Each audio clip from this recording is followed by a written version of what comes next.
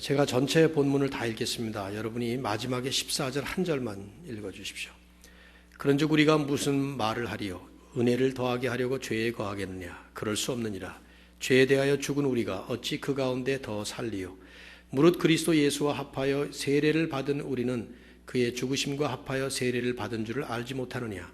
그러므로 우리가 그의 죽으심과 합하여 세례를 받음으로 그와 함께 장사되었나니 이는 아버지의 영광으로 말미암아 그리스도를 죽은 자 가운데서 살리심과 같이 우리로 또한 새 생명 가운데서 행하게 하려 함이라. 만일 우리가 그의 죽으심과 같은 모양으로 연합한 자가 되었으면 또한 그의 부활과 같은 모양으로 연합한 자도 되리라. 우리가 알거니와 우리의 옛사람이 예수와 함께 십자가에 못 박힌 것은 죄의 몸이 죽어 다시는 우리가 죄에게 종노릇하지 아니하리 함이니 이는 죽은 자가 죄에서 벗어나 의롭다 하심을 얻었습니다. 만일 우리가 그리스도와 함께 죽었으면 또한 그와 함께 살 줄을 믿노니 이는 그리스도께서 죽은 자 가운데서 살아나셨음에 다시 죽지 아니하시고 사망이 다시 그를 주장하지 못할 줄을 알미로라. 그가 죽으시면 죄에 대하여 단번에 죽으시며 그가 살아계시면 하나님께 대하여 살아계심이니 이와 같이 너희도 너희 자신을 죄에 대하여는 죽은 자요 그리스도 예수 안에서 하나님께 대하여는 살아있는 자로 여길지어다. 그러므로 너희는 죄가 너희 죽을 몸을 지배하지 못하게 하여 몸의 사욕에 순종하지 말고 또한 너희 지체를 불의의 무기로 죄에게 내주지 말고 오직 너희 자신을 죽은 자 가운데서 다시 살아난 자같이 하나님께 드리며 너희 지체를 의의 무기로 하나님께 드리라. 다같이 죄가 너희를 주장하지 못하리니 이는 너희가 법 아래에 있지 아니하고 은혜 아래에 있음이라. 아멘. W.H. 그리피스 타마스라고 하는 신학자는 기독교는 곧 그리스도다. 그 이하도 그 이상도 아니다. 그런 말을 했습니다. Christianity is Christ. Nothing less, nothing more. 조금도 가감 없는 진리라고 생각합니다. 우리가 믿는 기독교 신앙의 핵심 그리고 중심은 예수 그리스도 그 한마디 그리고 그 한 분으로 다 표현할 수 있습니다. 그래서 러시아의 문인이었던 도스토옙스키도 똑같은 내용을 다양한 표현으로 다르게 말하기를 누군가 나에게 예수 그리스도의 가르침이 진리가 아님을 증명한다 하더라도 나는 여전히 그 예수 그리스도 그분만을 믿을 것이다. 그런 말을 했어요. 상당히 역설적인 아이러니컬한 말이죠. 그러나 내용은 간단해요. 예수 그리스도 그분이 진리라는 거예요. 그분을 떠나서 그분 외에 그 다른 어떤 것도 진리라고 말할 수가 없다는 것이죠. 진리가 존재하지 않습니다. 그래서 주님 자신도 스스로에 대해서 말씀하시기를 내가 곧 길이요 진리요 생명이다. 그렇게 말씀하셨어요. 우리가 믿는 기독교 신앙 이 전체를 우리는 예수 그리스도 이 한 분 그리고 그 한 이름으로 요약할 수 있습니다. 그런데 예수 그리스도께서 그렇게 기독교 신앙의 중심이라면 십자가는 그 핵심이고 부활은 그 절정입니다. 그래서 복음서를 읽어보시면 지난 40일 동안 우리가 계속 마태복음만 묵상했지만 이 마태복음을 포함한 모든 복음서를 읽어보면 복음서들은 그리스도께서 행하신 행적과 그분이 말씀하신 말씀들을 기록을 하면서 그 전체를 십자가 사건을 향해서 기록을 하고 있고 그리고 마지막 결론을 부활 사건으로 결론을 맺습니다. 십자가와 부활 그것이 핵심이기 때문이죠.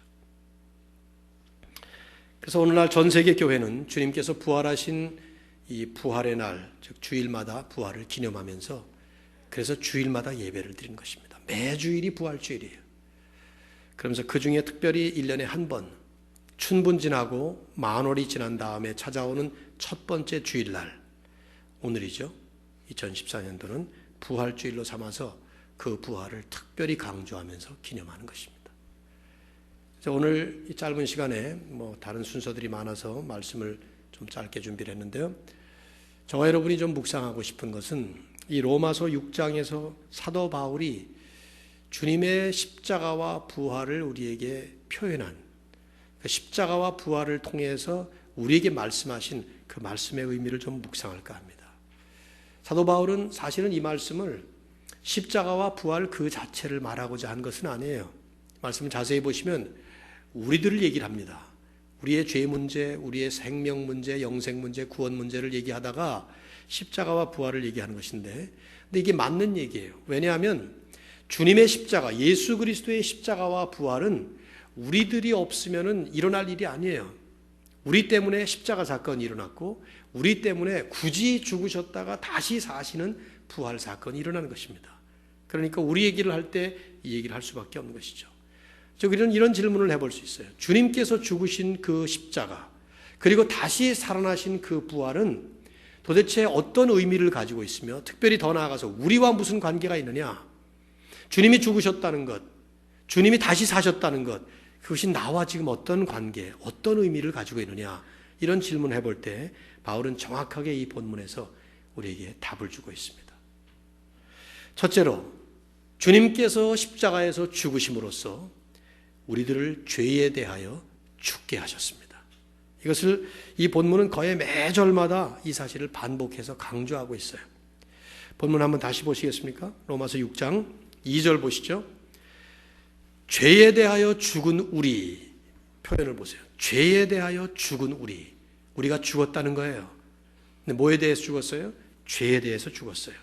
3절, 무릇 그리스도 예수와 합하여 세례를 받은 우리는 그의 죽으심과 합하여 세례를 받은 줄을 알지 못하느냐. 그리스도와 내가 합해서 together, 함께 십자가 위에서 죽었다는 거예요. 죄에 대해서.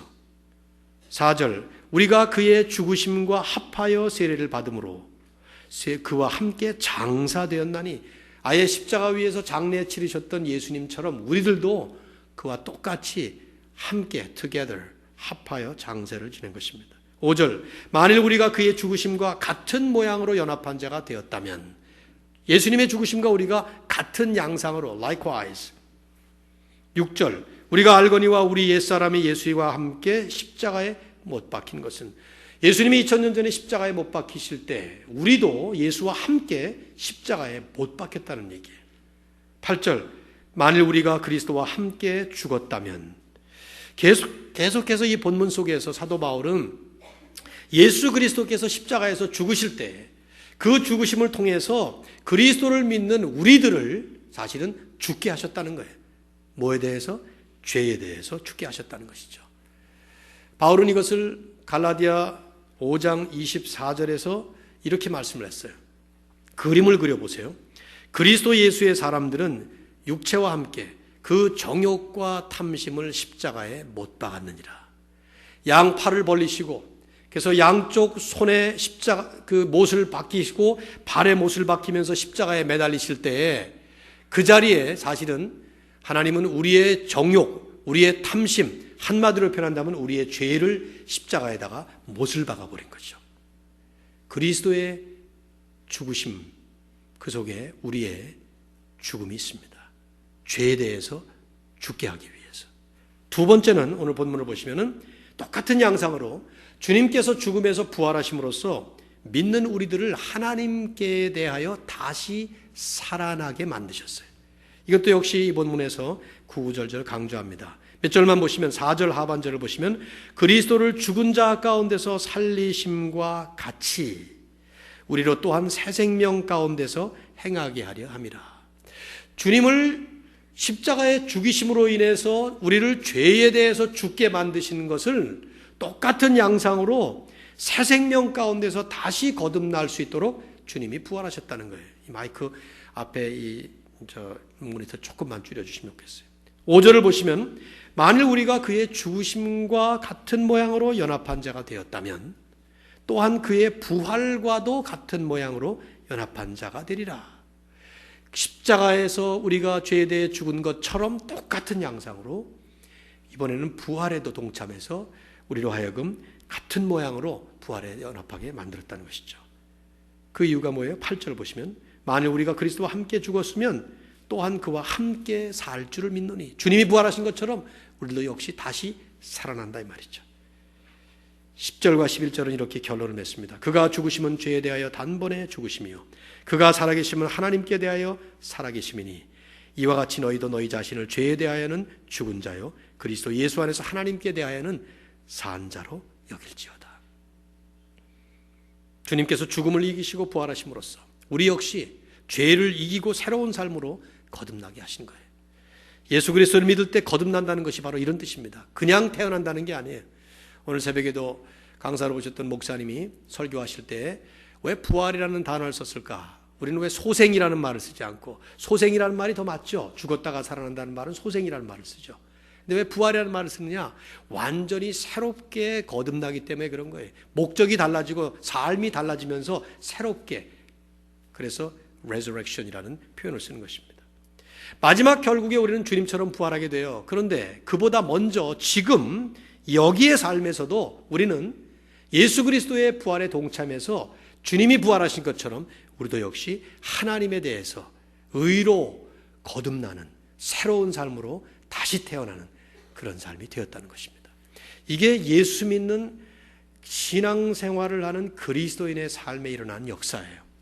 죄에 대해서는 죽고 의에 대해서 다시 살아난, 예수 그리스도를 믿음으로 말미암아 그분의 십자가와 부활을 진정으로 믿는, 정말 그분의 십자가 위에서 내가 죽고 그분의 부활을 통해서 내가 다시 산다는 것을 정말로 믿을 때에 하나님은 우리를 죄에 대해서는 완전히 죽고 하나님의 의로 거듭나게 새롭게 만드는, 그래서 죄인이 아닌 의인으로 새로운 삶을 살게 만드는 이런 역사가 우리 안에 일어났다는 것이죠. 여러분 믿습니까? 우리 가운데는 신앙이 각각 다양하기 때문에 믿는 사람이 있고 믿지 않는 사람이 있을 거예요.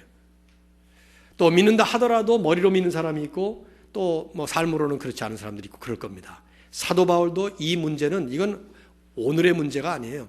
오늘날 교인들이 타락하고 오늘날 교회가 퇴락해서 그래서 일어나는 일이 아닙니다. 옛날부터 지금이나 똑같은 문제. 로마 교회를 향해서 이 편지를 썼어요. 믿는 사람들을 향해서 편지를 썼습니다. 물론 그 가운데는 오늘날이나 똑같이 안 믿는 사람들도 있을 수 있었겠죠. 그러나 그들을 향해서 편지를 쓰면서 사도 바울이 아주 명명백백하게 십자가와 부활의 의미를 우리의 삶과 연관을 시켜서 말씀을 하면서 아주 강력하게 이 말씀을 지금 우리에게 하고 있습니다. 더 이상 죄에 대해서 살아있지 말아야 된다. 이제는 의에 대해서 살아있는 삶을 살아야 된다. 그러면서 12절에 그러므로 하면서 결론을 맺잖아요. 죄가 너희 죽을 몸을 지배하지 못하게 하라. 몸의 사욕에 순종하지 말아라. 너희 지체를 불의의 무기로 주지 말아라. 하나님의 의의 무기로 하나님께 바쳐라. 이런 말씀을 합니다. 거듭난 그리스도인들을 향해서 이 말씀을 하는 것이죠. 저는 이제 이 말씀을 이 짧은 말씀 시간에 여러분이나 저의 삶에 구체적으로 적용할 필요가 있다고 보는데, 설교는 그런 작업이거든요. 말씀을 우리의 삶에 현실적으로 구체적으로 적용을 하고 실천으로 들어갈 때 그 말씀이 내 것이 되는 거니까요. 세 가지 종류의 인생 중에 하나가 있다는 것을 기억할 필요가 있어요. 여러분이나 저나 이 셋 중에 하나예요. 또 이 셋을 왔다 갔다 하면서 사는 경우가 거의 우리 모두의 삶입니다. 완벽하게 어떤 카테고리 하나에 속하는 사람은 없어요. 이 셋을 왔다 갔다 하는 것이죠. 첫째는 아직도 죄에 대해서 죽지 않은 삶이 있습니다. 죄에 대해서 죽지 않은 삶. 죄가 왕노릇하고 있어요. 죄의 굴레에 아직도 죄의 노예처럼 묶여 있습니다. 그래서 죄 문제를 해결하지 못한 그런 인생. 죄가 어떤 종류의 죄든지 그 죄에 묶여 있고 그 죄의 노예처럼 살고 있다면 그건 아직도 죄에 대해서 죽지 않은 삶이에요. 혹시 지금 예배를 드리는 우리들 가운데 이런 분이 있다면 우리는 이 문제를 해결받지 않는 이상 사실은 인생의 문제는 해결되지 않습니다. 우리 인생의 가장 큰 문제는 죄 문제예요. 모든 문제의 뿌리가 죄에 있습니다. 죄 때문에 일어나는 일들입니다. 파고 들어가서 분석해서 그 깊은 심층으로 들어가 보면 다 죄 때문이에요. 모든 문제가. 교회 밖에 하나님을 알지 못하는 사람들, 그들을 무시해서가 아니라 현실을 그대로 노골적으로 얘기를 한다면 죄 문제에 빠져 있는 것이죠. 죄가 세상을 다스리고 있고 그 죄에 붙잡혀 있기 때문에. 근데 이 문제를 해결하기 위해서는 방법이 없어요. 죄 문제는 예수 그리스도 외에는 방법이 없습니다. 그리스도를 떠나서는 죄 문제 해결받지 못해. 그래서 주님은 쉽게 표현했지만 그 뜻으로 이렇게 말씀하신 것이죠. 수고하고 무거운 짐진 자들아 다 내게로 오라.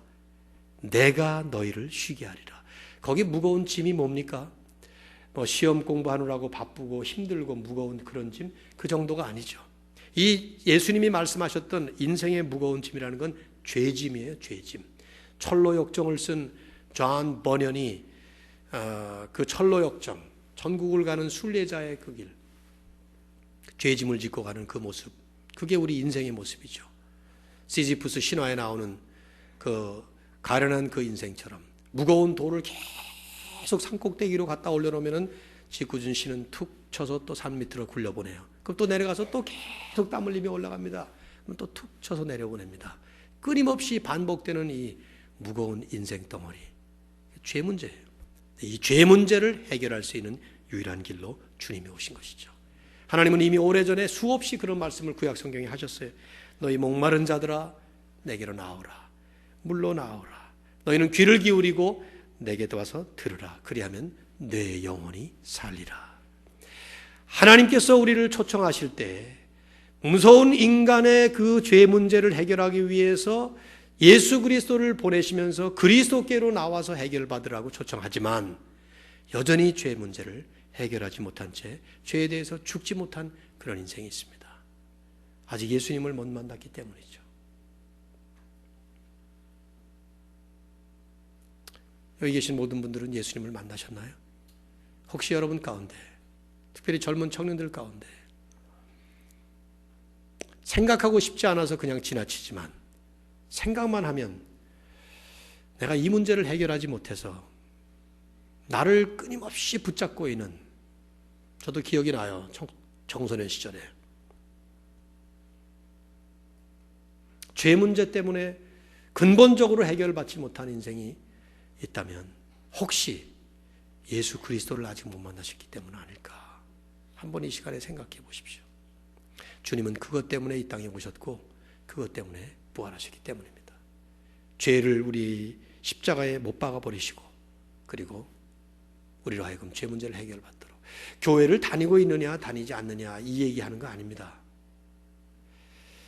여러분 계시록 3장 20절에 보면 많이 들어보셨던 말씀 있죠. 볼지어다 내가 문 밖에 서서 기다리노니 누구든지 문을 열면 내가 그에게로 들어와 그와 더불어 먹고 그는 나와 더불어 먹으리라.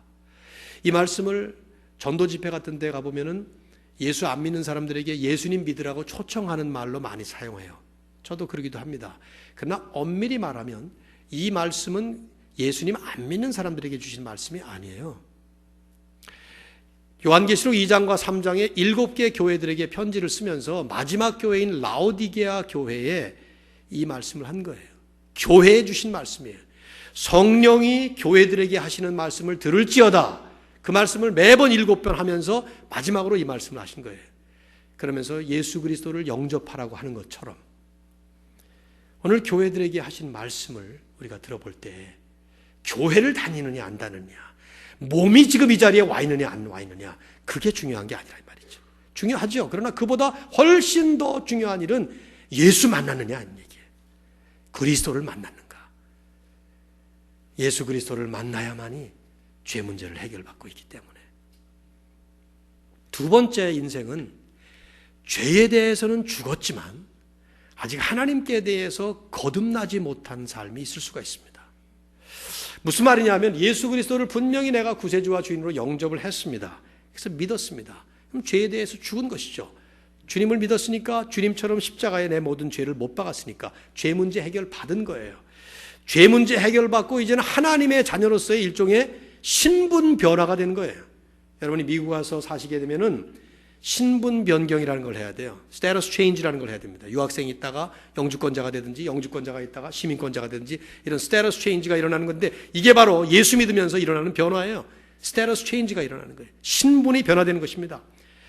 그래서 마치 부활하신 예수님처럼 자신도 새로운 삶을 위해서 영적으로 부활을 하는 그런 신분의 변화가 일어나는 것이죠. 근데 표현을 여러분이 유념하시면 좋아요. 신분의 변화가 일어나는 거예요. 신분. 우리는 아직도 죄인이에요. 그래서 하나님 앞에 서면 아직도 죄인이지만 하나님이 우리를 죄인 취급을 안 하시는 거죠. 그게 칭의라는 말이에요.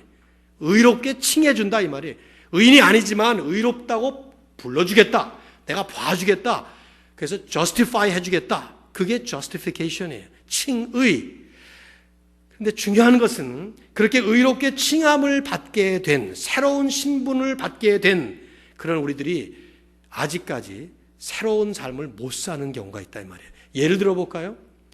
여러분 가운데 계시는지 모르겠습니다만 자동차 운전 면허증을 가지고 있는데 운전을 못하는 사람들이 있어요. 한국에서 이걸 장롱면허라 그래요. 장롱면허. 뭐 보험금도 싸죠. 이 사람은 한 번도 사고 낸 적도 없으니까 운전을 안 하니까. 근데 장롱면허에 면허증만 있지 운전을 못해. 뭐 이유가 많겠죠. 사고 한 번 당하고 나서 겁나서 그 다음부터 못한다든지 그런 분들 우리 장년들 가운데 많습니다. 우리 교회. 아니면 보험료가 너무 비싸니까 너무 어리니까 신분증은 따놓고 그리고 하지 말아라 뭐 이렇게 할 수도 있겠고, 아니면 뭐 남편이 하지 말라 그래서 못하는 사람도 있겠고, 차가 없어 못하는 사람. 하여튼 면허증은 있는데 운전을 못하든지 안 하는 사람이 있단 말이에요. 지금 운전 얘기하는 거 아니에요. 근데 이와 너무 비슷하게 면허증은 있는데 신분은 변경됐는데 못하는 거예요. 우리가 예수 믿게 되면 일종의 면허증을 받습니다. 구원 면허를 받습니다. 천국으로 들어가는 면허를 받습니다. 이해하기 쉽게 하느라 이런 예를 드는 것이죠. 근데 이 면허를 받기는 받았는데 증을 사용할 줄을 모르는 거예요. 실제로 발휘를 못하는 것입니다. 누리지를 못하는 거예요. 예수 그리스도의 부활을 믿음으로 인해서 그 부활하신 주님을 통해 신분을 받았지만 여전히 부활하시지 않은 것처럼 나도 부활하지 않은 채 그냥 살고 있는, 어디서 살고 있겠어요? 무덤에서 살고 있겠죠. 조지 스타이너가 한 말입니다. 우리는 지금 마치 주님께서 십자가에서 죽으셨는데 아직 깨어나시지 않은 토요일에 무덤에 계신 듯이 살고 있다. 토요일의 긴 여정을 가고 있는 듯하다.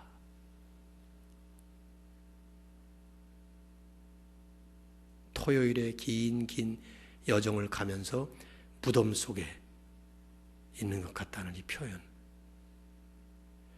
이게 참 얼마나 황당한 모습인가 생각이 들어요. 살아났으면 무덤에서 나와야 되는데 무덤 같은 가정들이 얼마나 많습니까? 예수 믿는다고 그러는데 무덤 같은 직장이 얼마나 많습니까? 아니 무덤 같은 교회가 얼마나 많아요.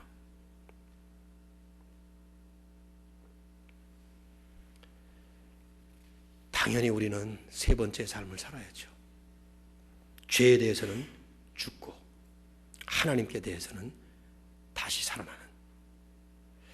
12절에서 14절을 읽어보시면 바울은 이 말씀을 결론으로 아주 강력하게 강조하고 있어요. 12절, 13절 두 절만 한번 읽어볼까요? 같이. 자, 시작.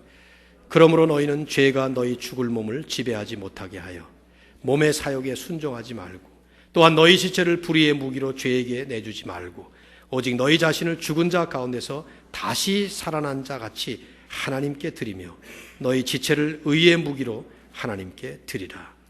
무슨 말입니까? 더 이상 죄의 종으로 살지 말라는 거예요.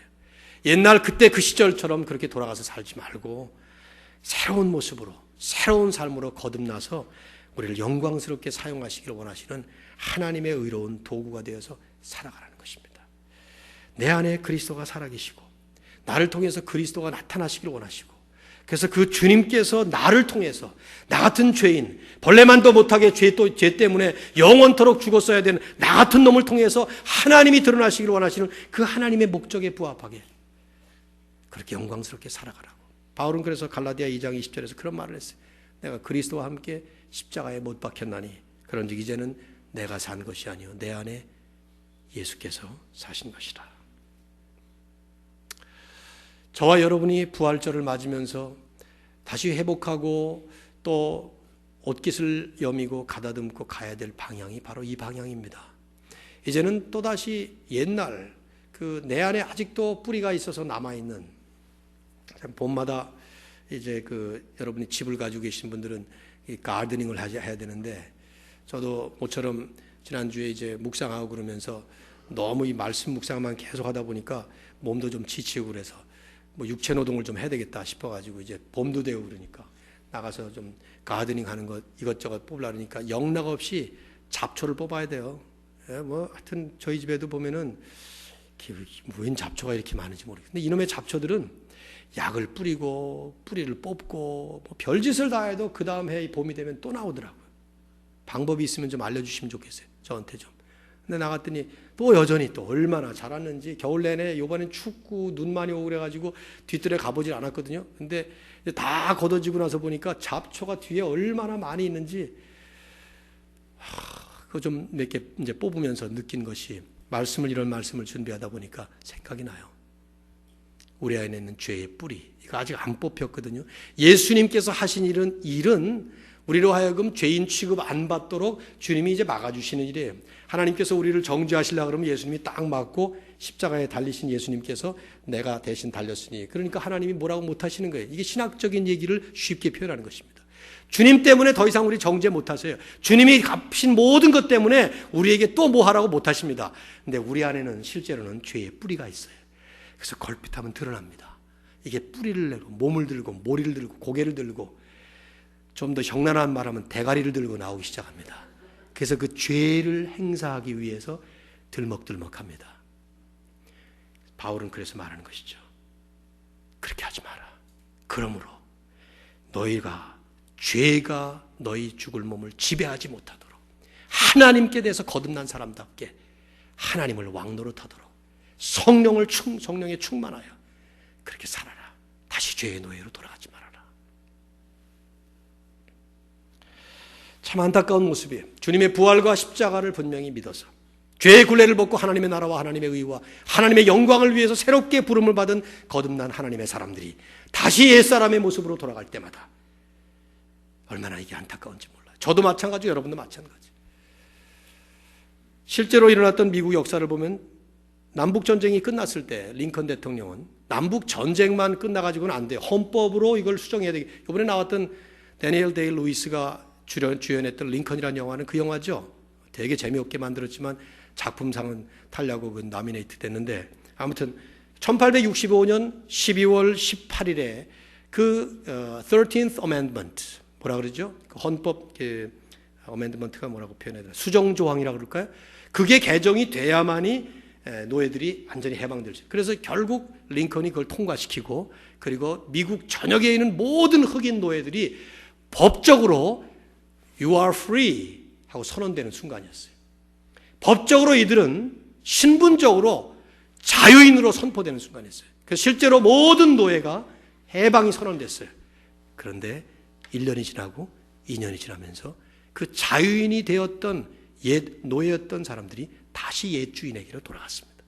어떤 사람들은 자유인으로 살아보니까 살만한 능력도 없고 평생 노예로 살다 보니까 그거 해본 적이 없어가지고 차라리 옛 주인에게 가서 여전히 종속되어서 그 주인이 시키는 대로 하고 그냥 그렇게 옛날처럼 때리진 않을 테니까, 그래서 다시 노예가 아닌데 노예로 돌아가는, 자유인이었지만은 노예가 돼버리는 그런 일이 실제로 미국 역사에 있었던 증거예요. 근데 그것이 오늘 우리들에게도 일어나고 있어요. 하나님은 예수 그리스도를 통해서 You are free, 우리를 해방시키셨어요. 죄에서 해방시키셨어요.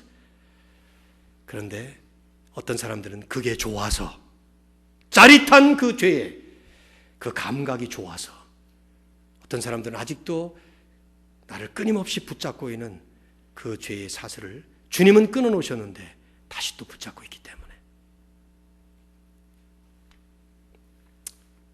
주님은 2000년 전 오늘 부활하셨습니다. 우리를 죄에 못 박을 뿐만 아니라 하나님에 대해서 거듭나도록 다시 부활하셨습니다.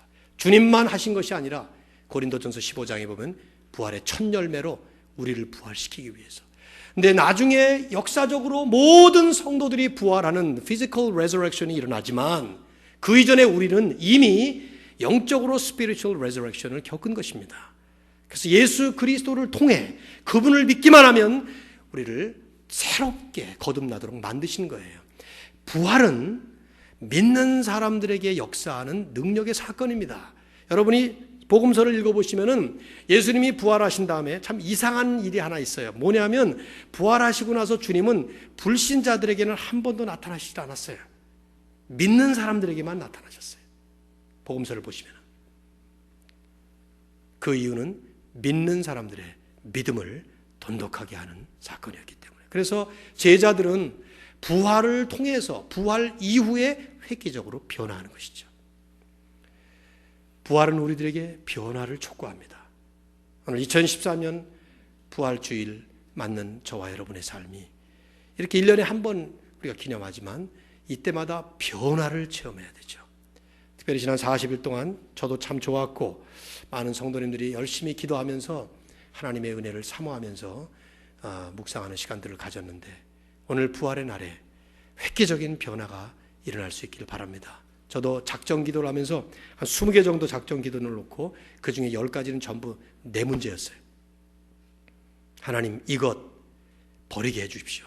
이것 붙잡게, 뭔지는 얘기 안 하겠습니다만 그것 놓고 싸웠어요. 그래서 부활절을 기점으로 이걸 없애도록 하나님이 역사하시도록 오늘 이 부활주일에 이러한 역사가 여러분의 삶 속에 일어나서 하나님 앞에 아름다운 영광스러운 의의 도구로 쓰임받는 삶이 될 수 있기를 주님의 이름으로 축원합니다. 기도하겠습니다. 하나님 아버지, 우리 하나님의 크신 은혜 안에 오늘 저희들이 이렇게 부활주일을 또 보냅니다. 주께서 우리에게 주신 부활의 영광, 부활의 은혜, 부활의 능력을 맛보면서 하나님 앞에 멋지게 사는 저희들 되도록 인도해 주시옵소서. 이제 이